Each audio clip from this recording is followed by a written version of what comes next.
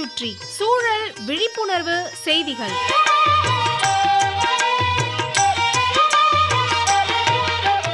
அன்புள்ள அருள்மொழியான் சார் அவர்களுக்கு உங்கள் மாணிக்கம் எழுதும் மடல். நலம் நலமறிய ஆவல்.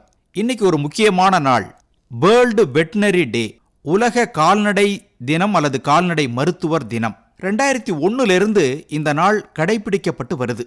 இத முதல்ல கடைபிடிக்கணும், கொண்டாடணும்னு அறிவுறுத்தியவர்கள் பிரிட்டிஷ் வெட்டினரி அசோசியேஷன். கால்நடை மருத்துவர்கள் கால்நடைகள் மூலம் பொதுமக்களின் வளர்ச்சிக்கு, கால்நடைகளின் வளர்ச்சிக்கு எப்படி உதவி புரிகிறார்கள் என்பதை நோக்கமாக கொண்டுதான் இந்த நாள் ஒவ்வொரு வருடமும் ஏப்ரல் மாதத்தின் கடைசி சனிக்கிழமை என்று கொண்டாடப்படுது. 2011 உலக கால்நடை மருத்துவ ஆண்டா கொண்டாடப்பட்டது. 1769 பிரான்ஸ் நாட்டில் லியான் என்ற இடத்துல முதல் வெட்டினரி ஸ்கூல் துவங்கப்பட்டது. இதன் 250 தான் 2011.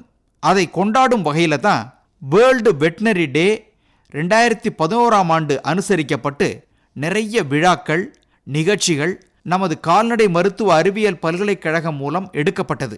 இப்படி விழாக்கள், தினங்கள் கொண்டாடப்படுவதெல்லாம் நமது செயல்களை இன்னும் வேகப்படுத்ததான்.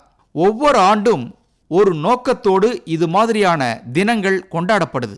அருள்மொழியான் சார், வருமுன் தடுக்கவும் பாதுகாப்புக்கும் தடுப்பூசிகள் அவசியம், மறந்துடக்கூடாது. எப்பவுமே வேளாண்மையும் கால்நடை வளர்ப்பும் ஒன்றை ஒன்று சார்ந்து இருப்பவை. இது இல்லைன்னா அது இல்லை, அது இல்லைன்னா இது இல்லை. அதிலும் இப்போ கால்நடை வளர்ப்புங்கிறது மிகவும் அத்தியாவசியமான ஒன்னாயிடுச்சு. ஆத்துல தண்ணி வரல, வேலை செய்ய ஆட்கள் வர்றதில்ல, விளைவிக்கும் விளைபொருளுக்கு விலை இல்லை, இப்படி நிறைய பிரச்சனைகளுக்குரிய தொழிலா விவசாயம் இருக்கிறதுனால கிராமப்புற மக்கள் கால்நடைகளை தேடி போறாங்க. மரப்பயிர் சாகுபடிக்கு மாறுறாங்க, பழமரப்பயிர்கள் சாகுபடி செய்ய திட்டம் போடுறாங்க. எதையாவது செய்தே ஆகணுங்கிற கட்டாயம் இருக்கிறதுனால கால்நடை வளர்ப்பு, குறிப்பா கறவை மாடுகள், ஆடுகள், நாட்டு கோழிகள் இப்போ நிறைய கை கொடுத்து வருகின்றன.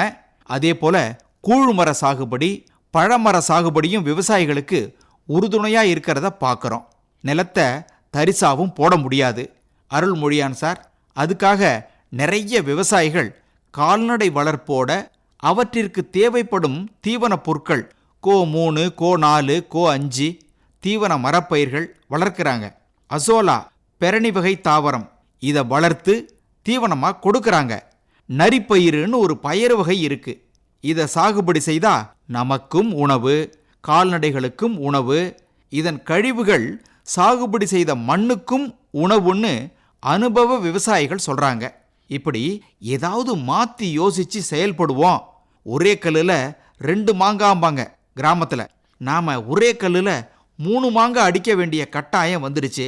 அடிச்சு தான் பார்ப்போமே. இப்படிக்கு மடல் மாணிக்கம்.